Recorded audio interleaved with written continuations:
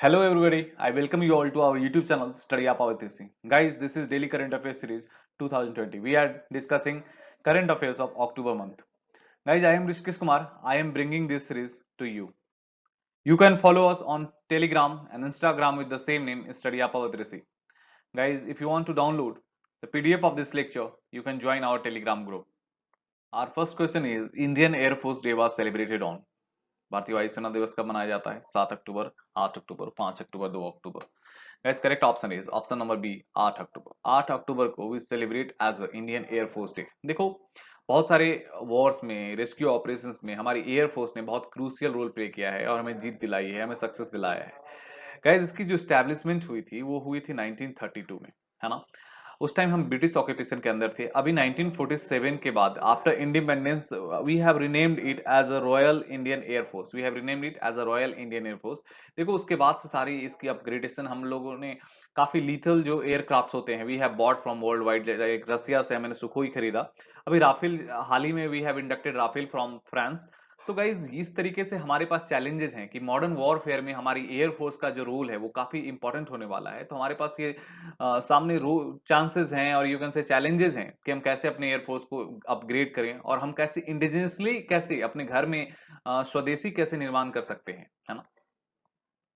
Next option is who won the Nobel literature prize 2020. 2020 का Nobel साहित्य पुरस्कार किसे मिला है? साहित्य का पुरस्कार किसे मिला है? Options are Louise Gluck, Peter Handke, Olga Tokarczuk, Kazuo Ishiguro, है ना.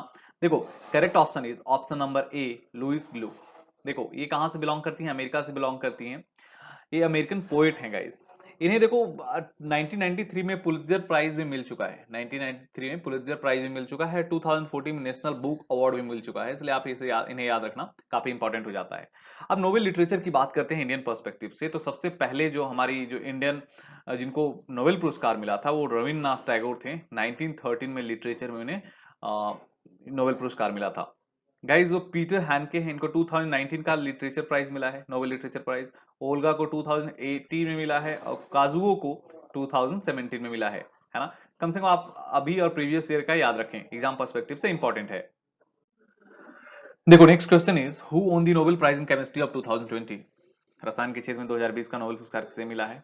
Options are Emmanuelle Charpentier, Jennifer Doudna. Correct option is option number A and option number B. This question becomes very important. क्यों guys? क्योंकि देखो, पहली बार महिलाओं को पूरी तरह से, है ना, नोबेल पुरस्कार मिला है रसायन के क्षेत्र में. तो आप इसे याद रखना. इमैनुअल चार्पेंटियर कहाँ के हैं? चार्पेंटियर ये हैं फ्रांस की और ये हैं अमेरिका की, है ना. इन्हें मिला है. इन्हें मिला क्यों है guys? For scissor to edit gene. Gene editing में मिला है. देखो, जीन एडिटिंग की बात करते हैं. पहले आप ऐसे समझो, बहुत सारी डिजीज ऐसी हैं जो जेनेटिक्स होती हैं, एक जनरेशन से दूसरे जनरेशन तक जाती हैं. तो हम ये कर क्या सकते हैं कि जो डिफेक्टिव जीन का जो सीक्वेंस होता है, जीन का जो सीक्वेंस है, मान लो ये डिफेक्टिव जीन है, इसे हम कट करके अलग कर सकते हैं. कट और पेस्ट टेक्निक, है ना, कट और पेस्ट, इसे अलग कर सकते हैं और अच्छी वाली जीन को लाके यहाँ पे ऐड भी कर सकते हैं. कहने का मतलब हम सीक्वेंस में जो यू कैन से डिफेक्टिव जीन है उसे हटा सकते हैं. तो इससे क्या होगा, बहुत सारी जो डिजीज है जो ट्रांसमिट होता है, जो एक जनरेशन से दूसरे जनरेशन में कैरी फॉरवर्ड होता है, उसे हम रोक सकते हैं. और बहुत सारी जो क्रॉप की फील्ड में, क्रॉप की बात करेंगे, वहां पे हम जीन एडिटिंग करके बहुत अच्छे क्रॉप बना सकते हैं, हाई यील्डिंग क्रॉप बना सकते हैं, जिससे हमारा प्रोडक्शन लेवल बढ़ सकता है. तो ये काफी इंपॉर्टेंट हो जाता है. देखो, जीन एडिटिंग बहुत नया नहीं है, लेकिन इस पे बहुत सारे काम हुए हैं, बहुत सारे यू कैन से अचीवमेंट्स मिला है. और इन्हें इमैनुअल चार्पेंटियर और जेनिफर डाउंडा ने काफी अचीवमेंट्स, काफी सक्सेस मिला है इन्हें इस पे. लेकिन अभी भी ये कंसर्न है कि इसका एथिकल यूज होना बहुत जरूरी है. इसके लिए एक प्रॉपर रेगुलेशन लाना बहुत जरूरी है, उसके बाद हम इसका यूज कर सकें. जैसे हाल ही में एक क्वेश्चन आया था कि चाइना के साइंटिस्ट ने एक जीन एडिट करके दो ट्विन को यू कैन से लाया है, जो HIV रेसिस्टेड हैं, उन्हें HIV होगा ही नहीं.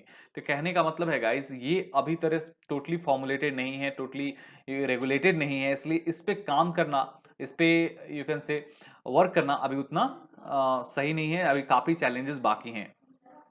Next question is who won the Nobel prize in physics of 2020. तो 2020 का भौतिकी का नोबेल पुरस्कार किसे मिला है? Roger Penrose, Andrea Ghez, Reinhard Genzel, Jim Peebles. अगर गाइज हमारे प्रोनाउंसिएशन में दिक्कत हो रही है, मिस्टेक हो रही है, तो आप इसे मैनेज कर लेना. आप हमारे सामने ये लिखा हुआ है, आप खुद से प्रोनाउंस कर लेना, है ना. देखो, correct option is option number 1 और 2, 3, है ना. तीनों को मिला है ज्वाइंटली। देखो रोजर पेनरोज को बात करेंगे, वो हैं ब्रिटिश साइंटिस्ट हैं, ये मैथमेटिशियन भी हैं। एंड्रयूज गेज की बात करेंगे, ये हैं यूएस के। और रेनहोल्ड गेंजल हैं जर्मनी के, है ना। गाइज देखो, Roger Penrose 50% of the prize money इनको मिलेगा और बाकी 50% भी ये दोनों शेयर करेंगे। इन्हें मिला क्यों है? देखो ब्लैक होल की थ्योरी के बारे में मिला है। ब्लैक होल में काफी रिसर्च किया है इन्होंने, और ये हॉकिंस के साथ बहुत सारे इनके रिसर्च पेपर्स आई थी। उस टाइम भी ये कयास लगाया जा रहा था कि इन्हें मिलेगा मिलेगा, लेकिन उस टाइम तक भी इन्हें नहीं मिला, है ना। लेकिन अभी जाके फिलहाल इन्हें रोजर पेनरोज को ब्लैक होल थ्योरी के लिए इन्हें मिला है। गाइस बात करेंगे अब इंडियन पर्सपेक्टिव से कि हमें फिजिक्स में हमारे कौन से साइंटिस्ट को मिला है। तो सर चंद्रशेखर वेंकट रमन को मिला है। चंद्रशेखर वेंकट रमन को मिला है, आप याद रखना, सर चंद्रशेखर वेंकट रमन को। क्यों मिला था गाइस? इन्हें मिला कब था? ये 1930 में मिला था। और क्यों मिला था? स्कैटरिंग ऑफ लाइट के थ्योरी के लिए, है ना। स्कैटरिंग ऑफ लाइट के थ्योरी के लिए, आप याद रखना, बहुत इंपॉर्टेंट हो जाता है। और अब नोबेल पुरस्कार की बात करेंगे, नोबेल अवार्ड की बात करेंगे, तो ये देखो स्टॉकहोम जो हमारे अल्फ्रेड नोबेल के याद में बनाया जाता है, उनकी 5th एनिवर्सरी के से दिया जाता है ना। 5th एनिवर्सरी से स्टार्ट हुआ था। जो उन्होंने ये ऐसा वाइडली एक्सेप्टेड है गाइस कि उनकी जो इन्वेंशंस थी वो काफी डिस्ट्रक्टिव थी। जैसे उन्होंने एटम बम का आविष्कार किया, जो हमारे लिए डिस्ट्रक्शन का, हमारा आज भी जो यूज होता है उसका सिर्फ डिस्ट्रक्शन का यूज होता है। तो इस बात से वो काफी यूं में हाथाहाथ थे और काफी वो डिमोटिवेटेड थे। और उन्होंने ये सोचा कि उनकी जो ये प्राइज मनी है, जो काफी पैसे अर्न किए हैं, उससे वो दुनिया में अच्छे कामों को रिकॉग्नाइज करें और उन्हें अवार्ड दें। इसके कारण ये हुआ है। उन्होंने ये खुद से नहीं बोला, लेकिन वाइडली एक्सेप्टेड थ्योरी है ये। Who won the Nobel prize for medicine और फिजियोलॉजी 2020? 2020 का नोबेल पुरस्कार दवा और शरीर क्रिया विज्ञान में किसे मिला है? Option number 1, option number 2 and option number 3 are correct. देखो, Harvey J Alter, Charles M Rice, Michael हॉगटर, ये तीनों को मिला है ना, नोबेल पुरस्कार फॉर मेडिसिन। ये देखो इनको मिला क्यों है? हेपेटाइटिस सी के जो वायरस उसके डिस्कवरीज के लिए मिला है। इन्होंने हेपेटाइटिस सी के वायरस को ढूंढा है। और ये हेपेटाइटिस सी का जो वायरस है वो सिंगल स्टैंडर्ड आरएनए है, सिंगल स्टैंडर्ड आरएनए है, आप इसे याद रखना।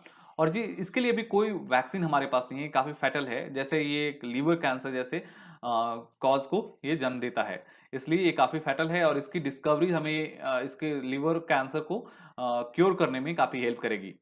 देखो अगर हम बात करते हैं इंडियन पर्सपेक्टिव से, तो फिजियोलॉजी में 1968 में एच हरविंद खुराना को मिला था, है ना, आप याद रखना। MOU is signed between ISLRTC and for deaf children education, है ना। देखो बात करेंगे ISLRTC और किस संस्था के बीच MOU साइन हुआ है, जो बधिर छात्रों की पढ़ाई, बधिर कह सकते हो डेफ चिल्ड्रन, है ना, जिनकी पढ़ाई के लिए है। देखो correct option is option number A, NCERT, है ना। एनसीईआरटी और आईएसएलआरटीसी के बीच एक एमओयू साइन हुआ है ना।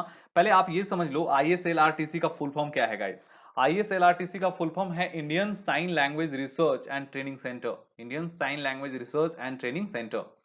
देखो साइन लैंग्वेज की बात करेंगे, जो सुन नहीं सकते, है ना, वो कैसे उनको साइन लैंग्वेज से पढ़ाया जाता है। आप बहुत सारे न्यूज चैनल्स में भी देखते हो जो एंकर्स होते हैं वो साइन लैंग्वेज का यूज करते हैं, है ना, उनकी कोड वर्ड होता है। तो देखो ये एमओयू जो हुआ है वो इंडियन साइन लैंग्वेज में होगा, और वो क्लास 1 से 12 तक के बच्चों को मिलेगा, उनके एनसीईआरटी बुक में होंगे, उनके डिजिटली ये एक्सेसिबल होगा। जो सब्जेक्ट है सारे सब्जेक्ट के लिए होगा ये, है ना। लैंग्वेज हिंदी इंग्लिश दोनों में होगा गाइस। देखो ये एजुकेशनल स्टैंडर्डाइजेशन को इंश्योर करेगा, जो हम अभी एजुकेशन पॉलिसी 2020 लाए हैं। देखो सबसे बड़ी बात है गाइस कि हमारी जो सोसाइटी में है ना, जो लोग हैं डिसेबल्ड हैं, हम एक ऐसी पॉलिसी बनाएं ताकि उनको इंक्लूड कर सकें। इंक्लूसिव पॉलिसी होनी चाहिए, हमें एक्सक्लूसिव एक्सक्लूसिव पॉलिसी नहीं होनी चाहिए। लाइक हम उनके लिए सेपरेट प्लेस बना रहे हैं, सेपरेट रूम बना रहे हैं, ऐसा नहीं होना चाहिए। वो हमारे बीच कैसे रह सके, हम उन्हें ऐसा फील नहीं हो कि वो हमसे अलग हैं, है ना। इसलिए ये इंक्लूसिव पॉलिसी बहुत इंपॉर्टेंट है। तो आईएसएलआरटीसी किसके अंदर आता है? ये दिल्ली सोसाइटी के अंदर आता है, जिसमें department of empowerment of person with disability, है ना। ये ministry of social justice and empowerment के अंदर आता है गाइज, आप इसे याद रखना। सोशल, है ना, ministry of social justice and empowerment के अंदर आता है। जो देखो अभी इसकी बात आती है कि सोशल जस्टिस एंड एम्पावरमेंट के कौन से मिनिस्टर हैं, तो हमारे जो मिनिस्टर हैं उनका नाम है थावर चंद गहलोत, थावर चंद गहलोत, आप याद रखना, थावर चंद गहलोत इनका नाम है। और देखो एनसीईआरटी का फुल फॉर्म की बात करेंगे तो क्या है? National council of educational research and training. इसका एस्टेब्लिशमेंट हुआ था 1 सितंबर 1961 में, इसकी हेडक्वार्टर दिल्ली में है। और हमारी एजुकेशन मिनिस्टर कौन है गाइस? कैबिनेट मिनिस्टर कौन है? रमेश पोखरियाल निशंक, याद रखना, रमेश पोखरियाल निशंक हमारे एजुकेशन मिनिस्टर हैं। Next question is who has appointed as BCAS director general? देखो बीसीएस का डायरेक्टर जनरल किसे बनाया गया है? Correct option is option number A, M A Ganapati, है ना। एम ए गणपति को हमारे बीसीएस का डायरेक्टर जनरल बनाया गया है ना। आप इसे याद रखना। देखो बीसीएस क्या है guys? Bureau of civil Aviation Security. Bureau of civil Aviation Security की बात करता है। ये हमारा सिविल एविएशन का एक वॉचडॉग है ना, जो ये रूल्स एंड रेगुलेशन और फ्रेमवर्क तैयार करता है कि कैसे हमारी इंटरनेशनल और डोमेस्टिक फ्लाइट्स है ना वो कैसे चलेंगी, कैसे रेगुलेट होंगी, है ना। अभी कोविड-19 के टाइम आप देख रहे होंगे बहुत सारे रूल्स एंड रेगुलेशंस कौन लाता है? तो बीसीएस लाता है। इनके डायरेक्टर जनरल बनाया गया है। इसको जो एस्टैब्लिशमेंट इसकी जो हुई थी वो 1978 में हुई थी। ये जो एस्टैब्लिशमेंट हुई थी उस time director general of civil aviation का अंदर हुआ था। देखो ये हुआ क्यों था? 1976 में जो हमारी हाईजैकिंग हुई थी हमारे प्लेन्स की, उसके बाद ये हमें नीड हुआ और उसके बाद हम ये लाए। एक कौन सा कमीशन का रिकमेंडेशन था गाइस? तो पांडे कमेटी बना था इसके लिए, वो उन्होंने रिकमेंड किया था। एक किसके अंदर आता है? Ministry of civil Aviation. Ministry of civil Aviation के अंदर आता है। अब मिनिस्ट्री ऑफ सिविल एविएशन की बात करेंगे, वो हमारे मिनिस्ट्री ऑफ सिविल एविएशन अभी कौन है मिनिस्टर? हरदीप सिंह पुरी, है ना। हरदीप सिंह पुरी हमारे सिविल एविएशन मिनिस्टर हैं। India and Myanmar agree to work on which port? Bharat और म्यांमार के बीच किस पोर्ट, किस बंदरगाह पर काम करने का समझौता हुआ है? Correct option is option number A, Sittwe port, जो कहां पे है गाइस? रखाइन स्टेट में है ना। भारत और म्यांमार के बीच इस पे काम करने का अग्रीमेंट हुआ है। अभी हाल ही में आर्मी चीफ और इंडियन फॉरेन सेक्रेटरी के जाने के बाद 2 डेज का विजिट था, उसके बाद ये अग्रीमेंट हुआ। देखो इंडिया $2 मिलियन भी प्रोवाइड करेगा हार्ट ब्रिज के लिए, हार्ट ब्रिज के कंस्ट्रक्शन के लिए म्यांमार को, जो हमारी म्यांमार और मिजोरम के बीच जो इकोनॉमिक कनेक्टिविटी है उसको इंक्रीज होगा, उससे बढ़ेगा। देखो सितवे पोर्ट की बात करेंगे, ये रखाइन स्टेट में है और ये जो रिवर है उसका कालदान रिवर के पास है।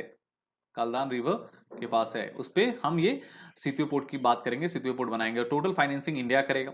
इसमें क्या करेंगे? साउथ वेस्टर्न जो म्यांमार है उसको इस, है ना, साउथ वेस्टर्न म्यांमार को हम नॉर्थ ईस्टर्न इंडिया से जोड़ेंगे।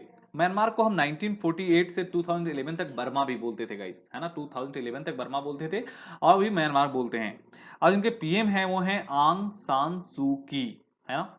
जो इनकी कैपिटल है गाइस वो नाय पाए तो, और जिनकी करेंसी है क्यात। इनकी जो करेंसी है वो है क्यात, आप इसे याद रखना। और जिनके प्रेसिडेंट है वो है Win Myint. Next question is Ramvilas Paswan passed away belongs to which ministry? है ना। रामविलास पासवान जिनका हाल ही में निधन हो गया, कौन से मंत्रालय के थे? है ना। ऑप्शन आर उपभोक्ता और खाद्य मंत्रालय, सामाजिक न्याय मंत्रालय, इलेक्ट्रॉनिक और संचार मंत्रालय, पर्यावरण मंत्रालय। देखो correct option is option number ए, उपभोक्ता और खाद्य मंत्रालय, minister of consumer affairs, food and public distribution. जो कोविड-19 के टाइम इस मंत्रालय का काफी यूज हुआ था, जिसके कारण ही गरीबों को जिन्हें खाना मुफ्त अनाज मिलता है पब्लिक डिस्ट्रीब्यूशन के अंतर्गत उन्हें मिला।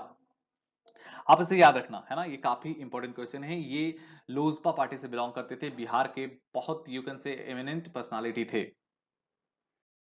Next question is fastest super computer Param Siddhi AI, है ना, आर्टिफिशियल इंटेलिजेंस कमीशन एट, है ना।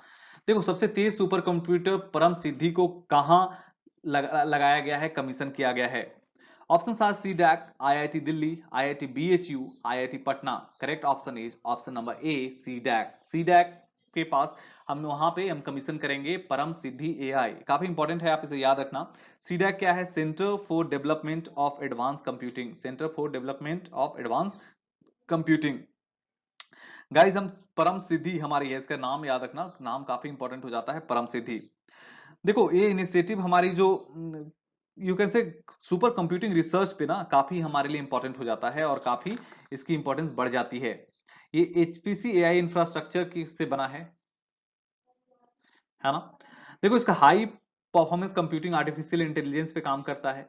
सीडैक के जो डायरेक्टर हैं गाइस वो हैं हेमंत दारबोरी, है ना, हेमंत दारबरी। और जो इसका एस्टेब्लिशमेंट हुआ था 1988 में। इनका हेडक्वार्टर याद रखना, आप पुणे में। और पुणे में हमारा एक और कौन सा हेडक्वार्टर है? वायरोलॉजी का। Thank you everyone for watching our videos. If you are liking it, please do share, subscribe and like. If you are liking, please share with your friends. अगर आपके कोई दोस्त हैं, आपके पढ़ाई स्टडी ग्रुप है तो आप वहाँ पे शेयर करें। ये हमें काफी मोटिवेशन प्रोवाइड करता है गाइस। थैंक यू एंड जय हिंद।